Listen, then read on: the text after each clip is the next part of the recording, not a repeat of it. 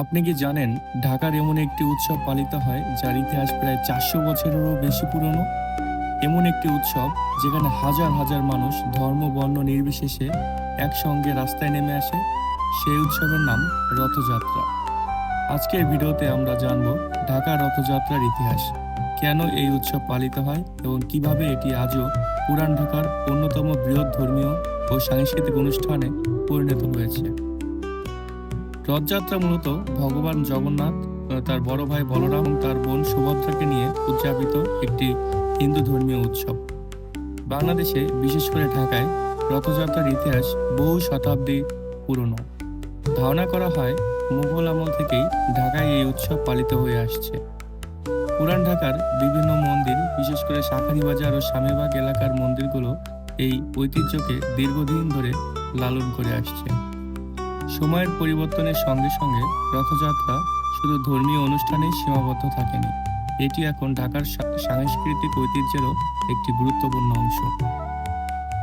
হিন্দু ধর্মীয় বিশ্বাস অনুযায়ী ভগবান জগন্নাথ বছরে একবার তার মাসির বাড়িতে বেড়াতে যান। এই যাত্রার প্রতীক হিসেবেই বিশাল কাঠের রথে করে তাকে নগর পরিক্রমা করানো হয়। ভক্তরা বিশ্বাস করেন রথের দড়ি টানার মাধ্যমে তারা ঈশ্বরের আশীর্বাদ লাভ করেন এবং জীবনের পাপ থেকে মুক্তির পথ সুগম হয়। তবে রথযাত্রার আরেকটি বড় শিক্ষা হলো ঐক্য, ভ্রাতৃত্ব এবং মানবিক সম্প্রীতি। এই উৎসবে শুধু হিন্দু সম্প্রদায়ের নয়, বিভিন্ন ধর্মের মানুষও অংশগ্রহণ করেন এবং উৎসবের আনন্দ ভাগ করে নেন। রথযাত্রার দিন সকাল থেকেই পুরান ঢাকার রাস্তায় উৎসবের আমেজ ছড়িয়ে পড়ে। রঙিন পতাকা, ফুল দিয়ে সাজানো বিশাল রথ, ভক্তদের কীর্তন, শঙ্খধ্বনি আর ঢাকের তালে মুখর হয়ে ওঠে চারপাশ। হাজারো মানুষ রথের দড়ি ধরার জন্য অপেক্ষা করেন। অনেকের বিশ্বাস একবার রথের দড়ি টানতে পারলে জীবনে শুভ ফল আসে। শোভাযাত্রা শহরের বিভিন্ন সড়ক প্রদক্ষিণ করে।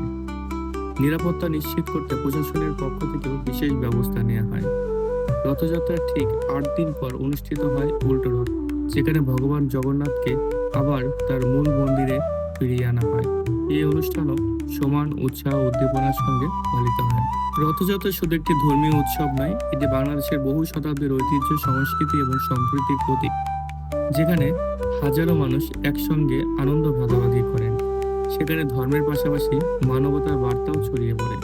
আপনি যদি কখনো রথযাত্রার সময় ঢাকায় থাকেন, তাহলে এই ঐতিহ্যবাহী শোভাযাত্রা একবার অন্তত কাছ থেকে দেখার চেষ্টা করুন। ইতিহাস, সংস্কৃতি আর মানুষের মিলন মেলায় এটি হবে এক অনন্য অভিজ্ঞতা।